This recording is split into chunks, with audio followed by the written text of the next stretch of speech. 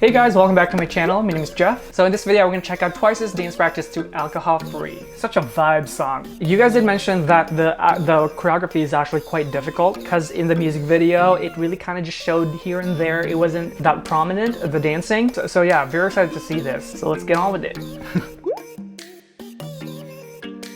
And just a quick shout out to my Discord server boosters this week. We have Toby New, Chue, Drisha says Queen Santa slapped me, and Basti who boosted again. Thank you so much guys, and if you guys would like to join my Discord server, link is down below. You guys can communicate with my YouTube community there and meet other people and talk K-pop.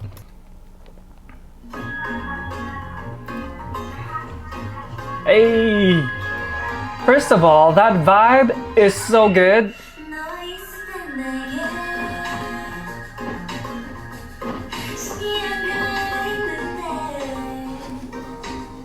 Hey, the like kind of maracas kind of movement.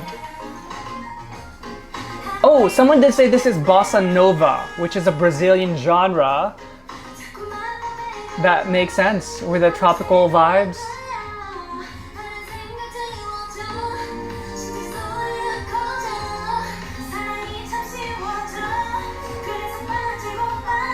There's a certain groove to this.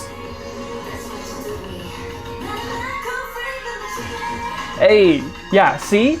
The groove is quite unique because of the tropical vibes. And then it has that, it's like a cha-cha salsa, not cha-cha, salsa. Whoa! Did you see that? Holy fuck. The hips. Boom, boom. So yeah, what I'm saying about the whole vibe of this, that's what's going to make or break this performance. So if you're gonna cover this, get it in your body to have that vibe, that tropical, I'm on a fucking vacation vibe. It's all about the hips, it's all about the fluidity, it's all about the vibe, it's all about the discipline within that genre of the way you're moving. Even like just that beginning of like the in and out for the knee work. If you don't have that certain vibe, it's not gonna come off very authentic, and it's not gonna benefit the purpose of the song. Oh, love that, very synchronized.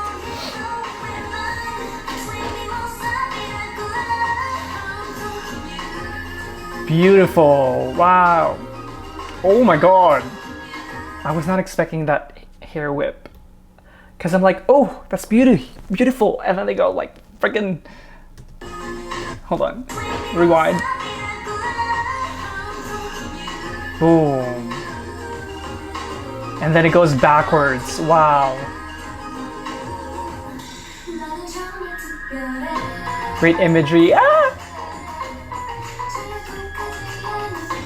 It's just a feel-good song, but it's a very continuous choreography. They're always moving. There's intricate details here and there, and then the vibe of the song transmitted in the choreography. That's a little bit more in your face. The execution there.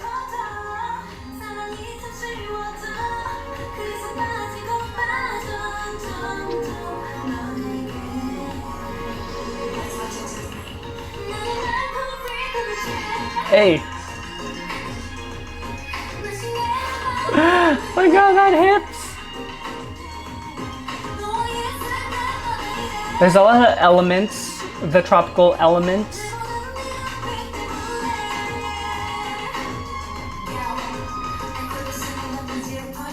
Hey, they created a bar. Love that, the body lines. Oh, beautiful. Okay, that's actually very intricate. Wow, the hand. Look at that. Boom, and then boom. It reminds me of, you know, when people do like synchronized swimming, when their feet comes up above the water and they're like underneath, like their head is underneath the water. It comes out like that. That's what it reminds me of.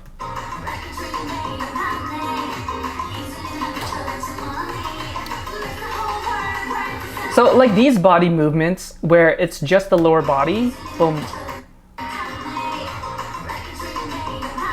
boom, boom. The control is gonna be in your upper body.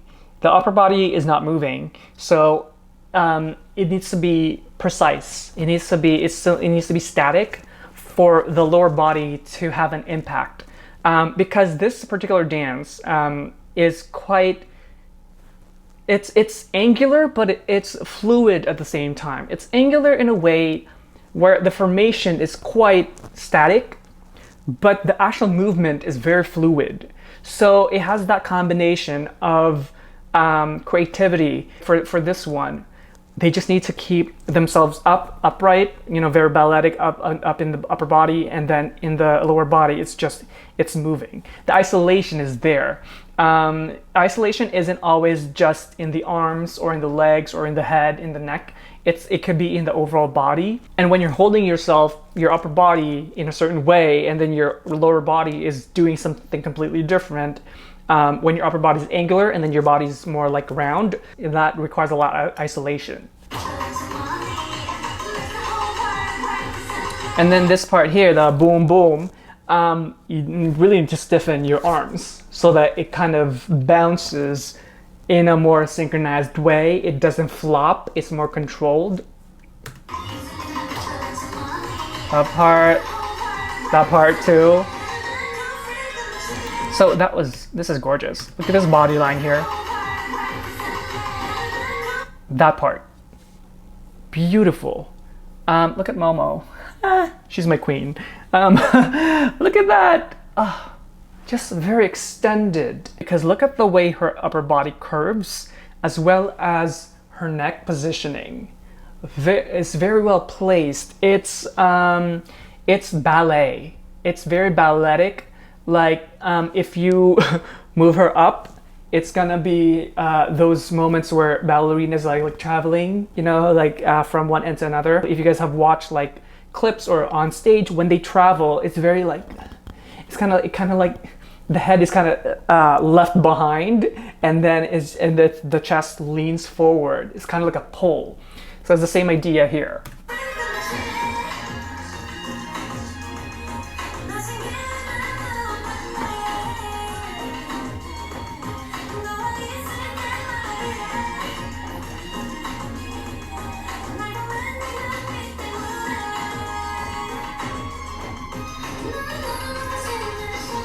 That freaking hips, oh my god.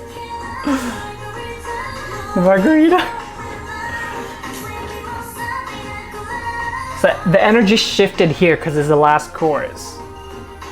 And then that part, they changed it up because some people are on the lower level and some people are on the upright, but it's the same move earlier that I got crazy about. They're like boom, boom, and they're like boom. That's a very smart way to reuse a choreography within a choreography, just changing up levels or like switching formations, facing different areas. So these are tricks that choreographers use if they want to use the same choreography but like make it something new.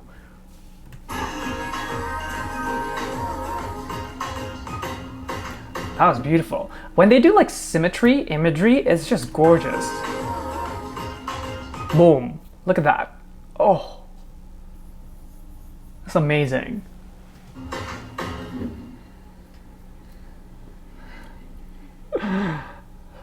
See, you can tell it's still very hard. You know what? It's very hard this way because... So, like, it's hard because there's a lot of control in the way they move their body. That's the thing about genres like salsa. When you move your hips, there's a lot of control in the hips. And if you guys try it for a long enough period of time, your hips are gonna hurt. Your muscles your side muscles is gonna hurt. So the same idea here. There's a lot of lower body movement that is isolated. So there's a lot of control in that. And when you're doing it, there's the control prevents you from overdoing it. Because there's a way to overdo this. Because with round movements, it's a lot harder to synchronize than angular movements. So angular movements are kind of like sharp, boom, like that kind of dancing. Fluid round movements are very wavy, right? So when you're doing a lot of wavy movements, it requires a lot of control because it's harder to synchronize the angular.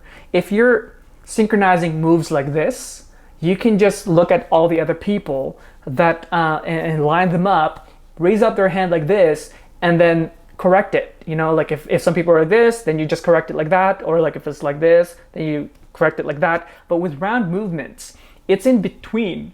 It's when you're doing these kind of movements, how do you synchronize that, right? There's like a precision that needs to be there and control for you to really synchronize those moments. Requires harmony within the group. It almost feels like every single person needs to have the same style for you to be harmonized in these kind of movements, in the more rounder movements, because if done too differently, it could look messy. And you don't want that in this particular dance as well, because everybody's exposed. You don't see a lot of lined up hidden members. Everybody is like always seen, even though there's so many members, right? Well, thank you guys so much for watching today. I hope that you enjoyed it. And if you did, do like and subscribe. And if you do subscribe, make sure you tick that notification bell so you don't miss any content from me. And if you'd like to get to know more about me, do check out my Instagram and Twitter down below.